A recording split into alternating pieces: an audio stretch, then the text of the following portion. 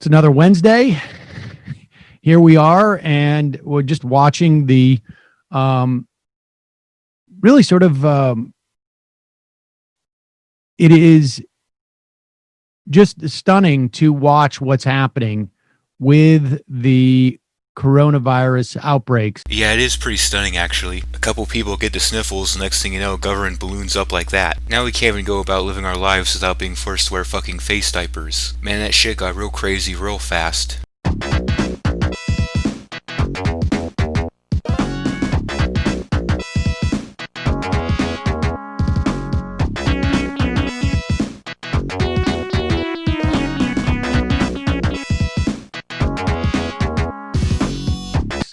In places like Florida and Texas and Arizona, there's actually 9 states, I think it is, that are having outbreaks. Here it is: Alabama, Arizona, Florida, Nevada, North Carolina, Oklahoma, Oregon, South Carolina, and Texas. So these are basically all the places that Sam has cherry-picked to make his argument. There are places that have neither shut down nor required masks, and have had no significant number of coronavirus-related deaths. I'm going to go out on a limb and say Sam isn't going to bother mentioning any of these places.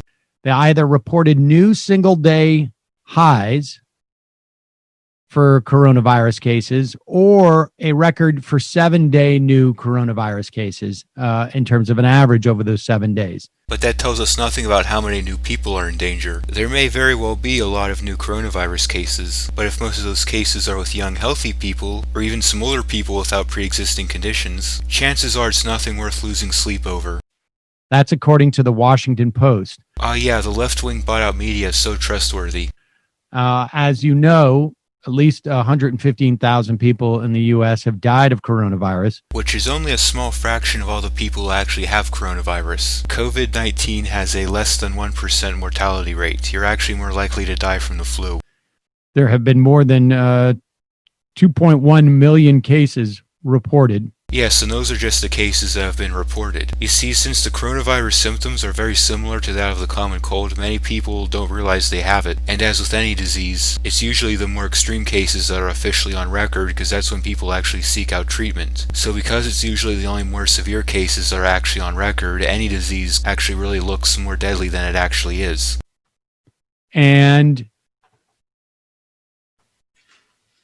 you know, we still, when we look at the national numbers, it looks like it's stable, because what has been happening is that New York, which was a massive, obviously the epicenter, I mean, arguably, well, not arguably, I mean, for the world, had the biggest hotspot, was the biggest hotspot.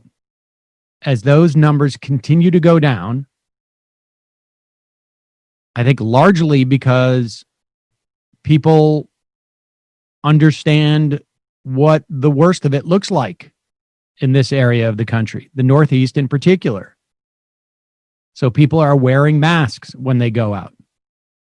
They are trying to maintain social distance. He's correct that the numbers are starting to look stable, but that mostly has to do with people building up a herd immunity. Now, perhaps the masks and social distancing are helping, but the main thing that's going to make this virus go away is people building up an immunity naturally. Apparently, what I'm reading now is that 20 and 30-year-olds going to bars is right now, aside from obviously like nursing homes are probably a little more protected than they were at the beginning of this thing. Meat processing plants and churches still remain places where you see clusters. Well, I mean, there can be clusters just about anywhere. It's just that leftists and their fake atheism like to single out churches. Fake atheism, of course, because they worship the state. But the other transmission is coming from people going to bars in their 20s and 30s. Oh, so you mean the age group that's most likely to have a stronger immune system and therefore build up an immunity to it? If the people most likely to build up an immunity to it are the ones primarily being exposed to it, that's actually a good thing. Because once they build up an immunity to it, it protects other people as well. And in Arizona, you have a situation where there's at least one hospital that's saying that they have only one more ICU bed. People at the emergency rooms are starting to say, like, this is, we're seeing the wave now that we didn't see before. the increase in hospitalizations and ICU and ventilator usage is what apparently is really troubling for people in Arizona. So you're saying our corporatist, government-controlled healthcare system is doing a shitty job at dealing with demand spikes? Well, then the solution to me is obvious. Let's make even more corporatist and government-controlled. In Texas, Governor Abbott is starting to sound a little bit more cautious about things. Well, from what I hear, he's gone full authoritarian and is requiring masks statewide. Nothing to worry about, but people really got to pay attention. It's not so much we got to let the old people die anymore. We're not hearing that as much in Texas. So when did Governor Abbott ever say let the old people die? Do you have an article or maybe a clip of him saying that? It seems like a pretty bold thing to accuse someone of saying. In Florida, you're starting to see more reports. Reports are confirmed cases because they're not the same thing, especially when you consider that hospitals want that state grant money. And we're still at the front end of this wave that is continuing in these places around the country. Well, please, Mr. Seder, do enlighten me on what crystal ball you have that lets you predict what exact stage we are in this pandemic. I mean, everyone's chomping at the bit to know when all this shit's gonna be over, man. And we still have massive questions about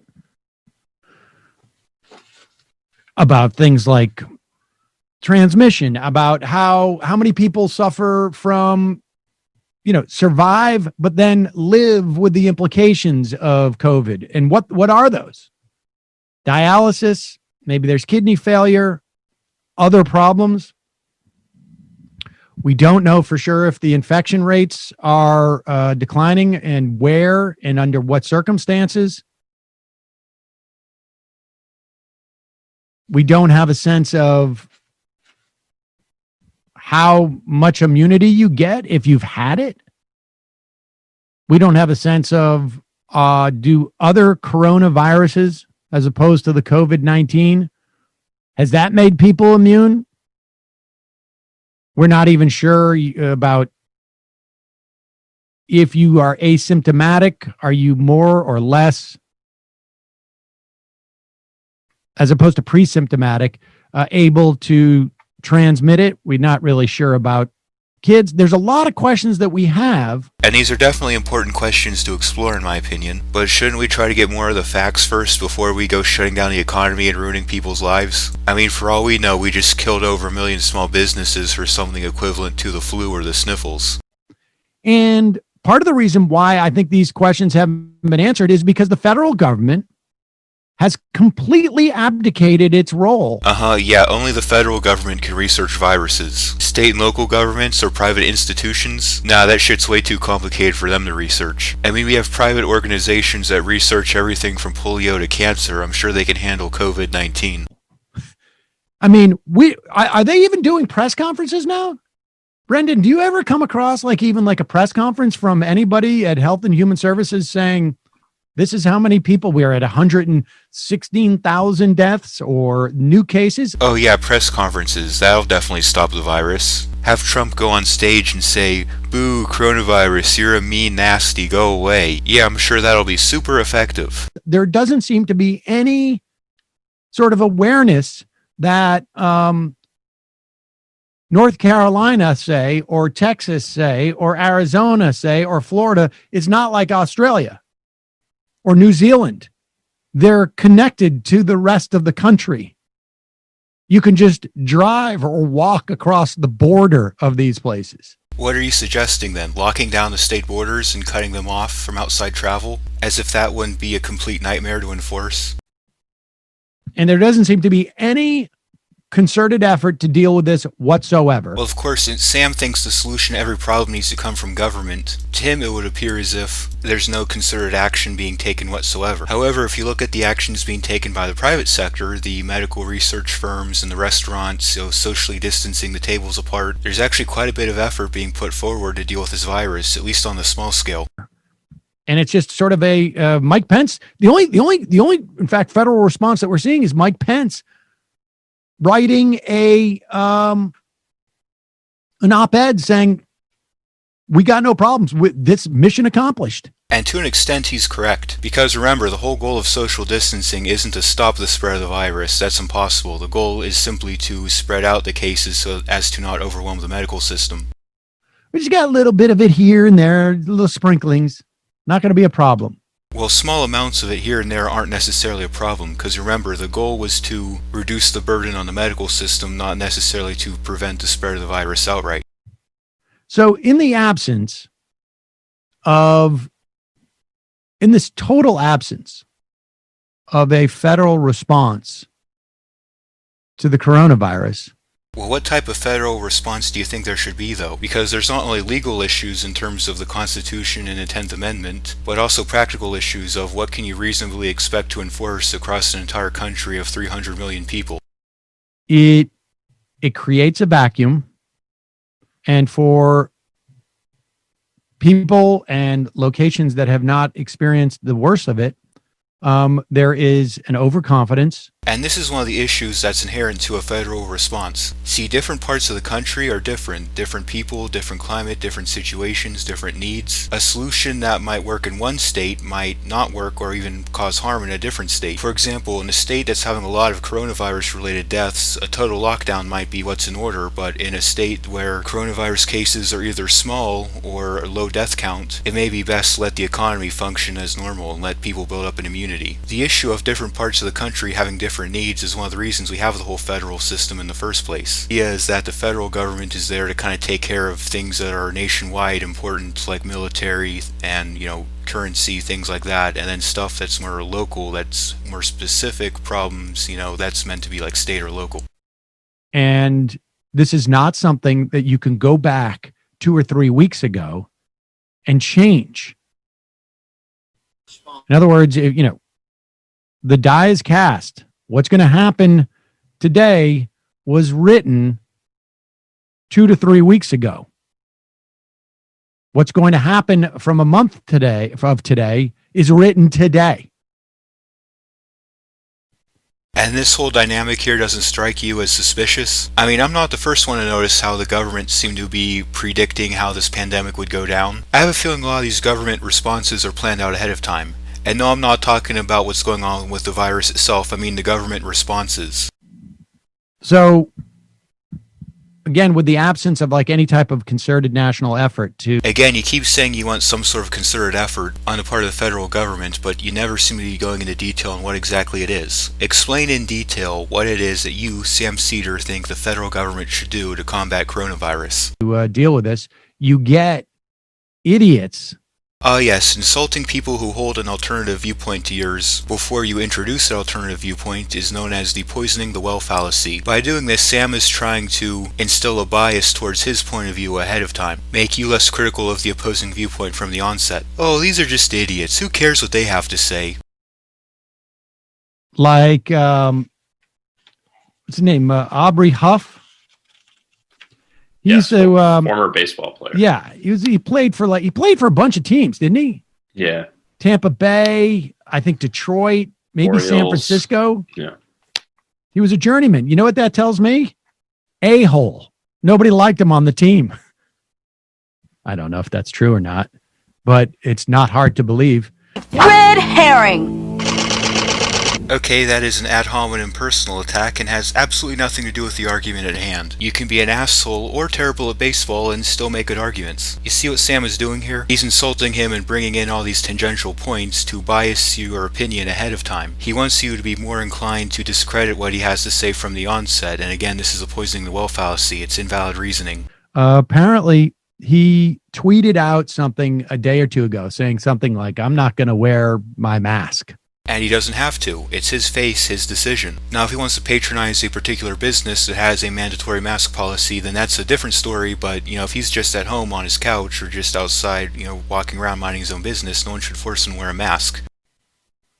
And then he got upset because people responded to him. Well, if he ended up getting upset because of these responses, I'd imagine responses weren't exactly polite or friendly or civilized. I mean, from the very blatantly obvious poisoning the well we just saw from Sam here, I think it would be safe to assume that playing clean isn't exactly on the left's agenda.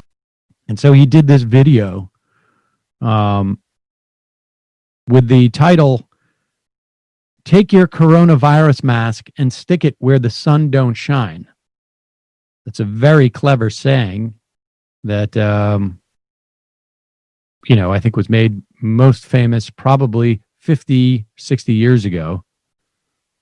Now, the irony of that is that one of the things you got to be careful of is, in fact, public restrooms, because fecal matter can be aerialized and when it's flushed, and you can catch it that way. Oh, I've caught quite a bit of fecal matter already from responding to your videos, Sam. Oh, come on, he walked right into that one. So, not necessarily the worst idea.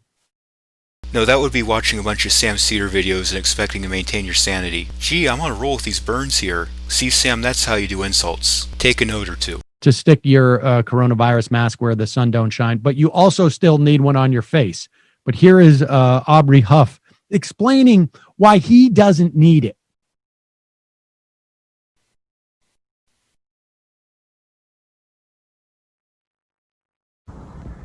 I posted a tweet yesterday about no longer willing to comply for wearing a mask inside a grocery store. I should point out that while I am against government mandating the wearing of masks, I do respect the right of private businesses to make rules as they see fit. And if a business decides that a mandatory mask rule is necessary for the safety of their customers and you want to do business there, well, sorry, you gotta mask up, my friend.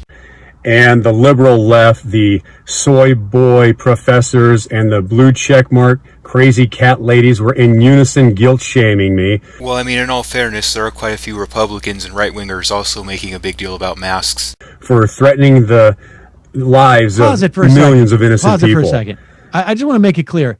I'm not going to guilt shame him, whatever that means. What is guilt shame? I make him feel bad because he's feeling guilty? What's wrong there, Sam? You find yourself nitpicking about semantics because you can't address his actual arguments? No, I'm going to mock him because he's an idiot. Well, here's the thing, Sam. You can call him an idiot all you want. At the very least, he makes actual arguments and doesn't resort to insults like a 5-year-old. But continue.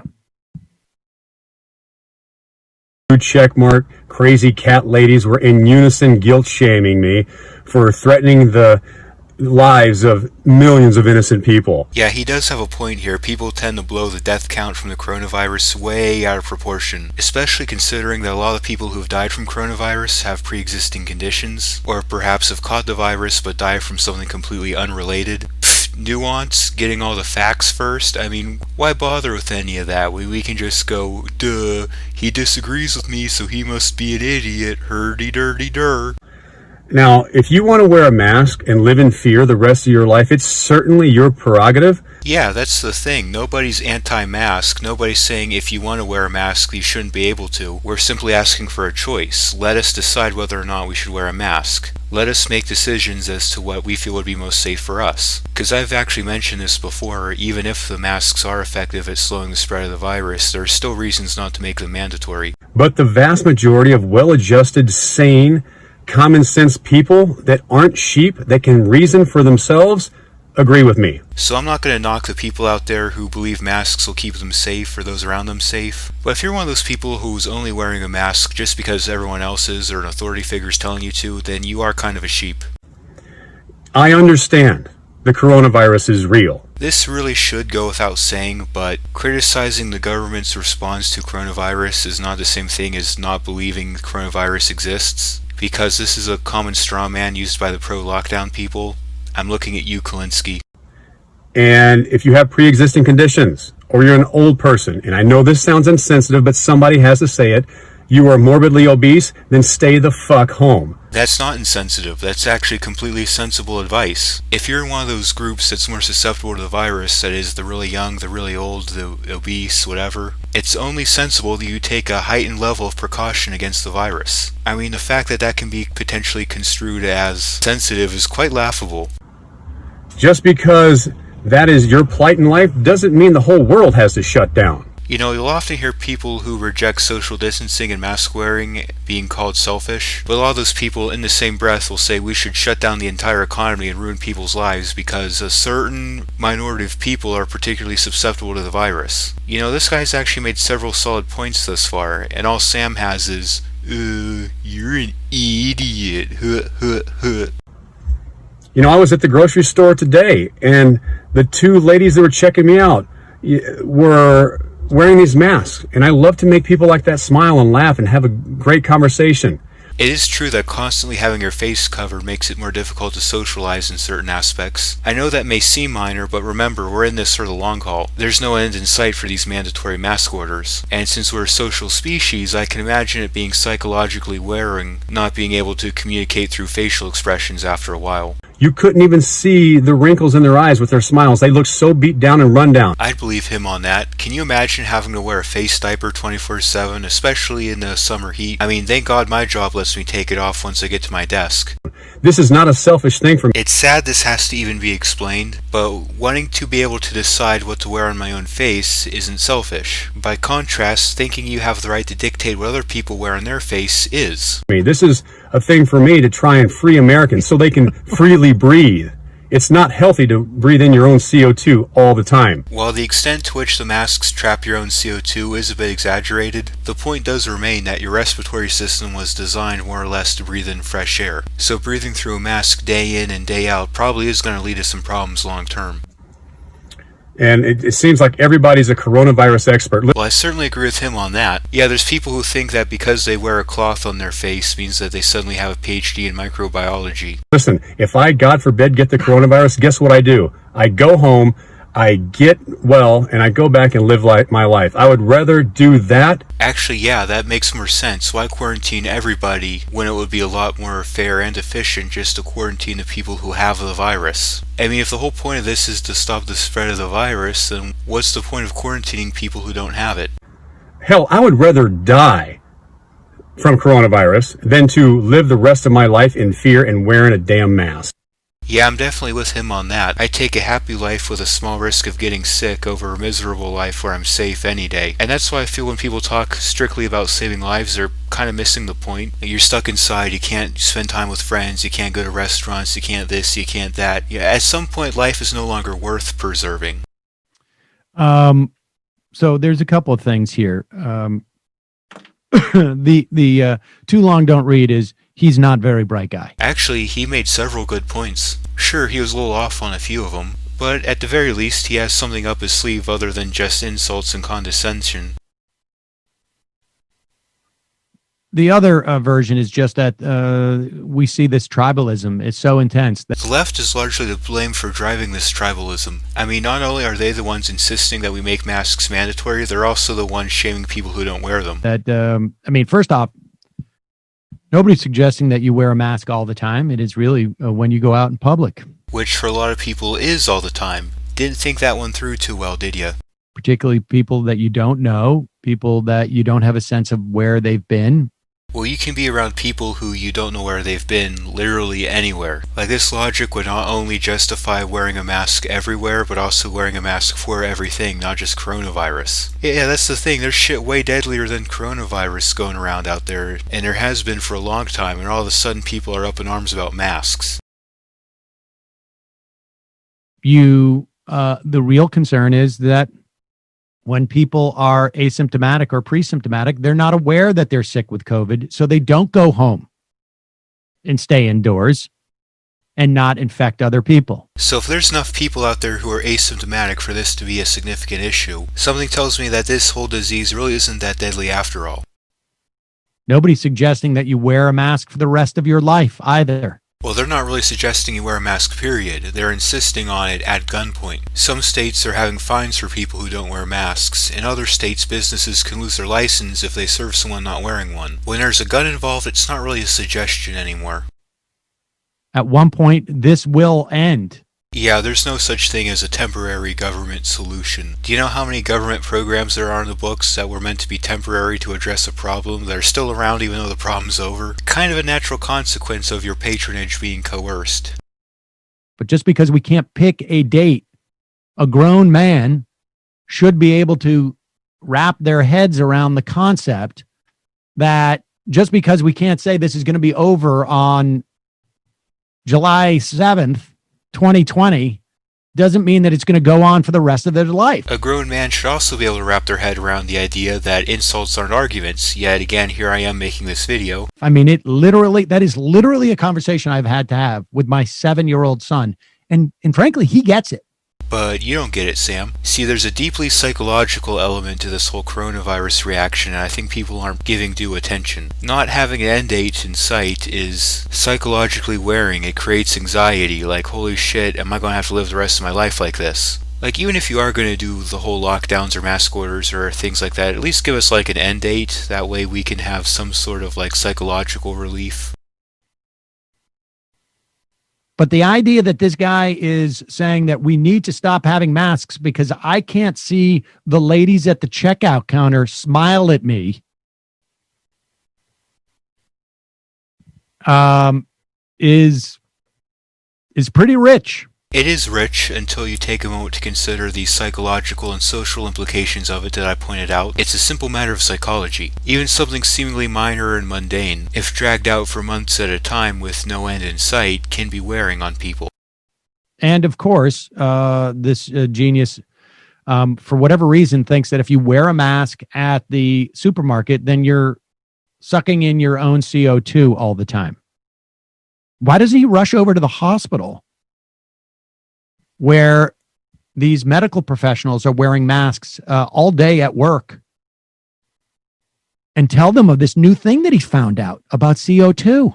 Yeah, but they're not wearing the masks all the time. They're only wearing them at work. They're free to take them off once they get home. Not so with the pandemic going on. And even while they're at work, they usually take breaks and work in shifts, so it's not like they're being forced to wear the mask 24/7. But anyway, Sam, why don't you go on down to the hospital, go up to those same medical workers, and let them know about this whole new thing you learned about the masks only providing protection one way. I'm sure the doctors who are performing operations on people who are around blood and sick people all day will be happy to know that their mask is only protecting the patients, not them. And maybe he can do like some dancing and joking around in front of all the medical professionals so they can laugh. And maybe for his sake, they can all draw smiley faces on their masks so he feels better about it. So this is what frustrates me about Sam Seder. He never actually addresses people's arguments in good faith. He always condescends or makes fun of them and dodges the issue. Like we could be having a legitimate discussion about the psychology of long-term deprivation of facial communication, but nah, let's just continue to do cheap jabs at this guy who disagrees with me. The idea that this has become some type of cultural signifier. Well, by making this video where you're basically ostracizing this guy for making decisions you disagree with, what are you doing other than making it a cultural signifier? And that I am a soy boy because I have read all of the research that suggests masks cut down the transmission rate significantly. No, Sam, you're a soy boy because you want to force what you believe to be the right way of doing things onto people against their will using coercion by the state. And if someone's not exactly thrilled about it, which is understandable, instead of fairly addressing their arguments in honest faith, you condescend them, try to embarrass them. Basically, you worship the state and you argue like shit, and that's why you're a soy boy, Sam. It's just bizarre. But he's a loser. He must be. I don't know. Is he? I mean, what do you think? He's probably trying to launch some type of YouTube thing, or is he just trying to get on to OWN, or what? What is it? What's going on with that? I think he's had something of a AM talk radio. He fills in sometimes. I think is that right? To launch that, culture warrior post career thing. Yeah. Nice. So yeah, this was a typical Sam Seder video. A whole lot of energy put on condescending and embarrassing the opponent, not much on addressing their argument. Yeah, sure, maybe the guy's no valedictorian, but he made some good points regarding psychology and some of the flawed assumptions regarding this virus. And as much as Sam was calling him a loser and an idiot and this and that, at the very least, however big of an idiot or loser he may be, he can at least make a damn argument. This has been Philosopos, making stupidity play dead, and hoping everybody stays healthy through this pandemic. Everybody take care, enjoy your weekend.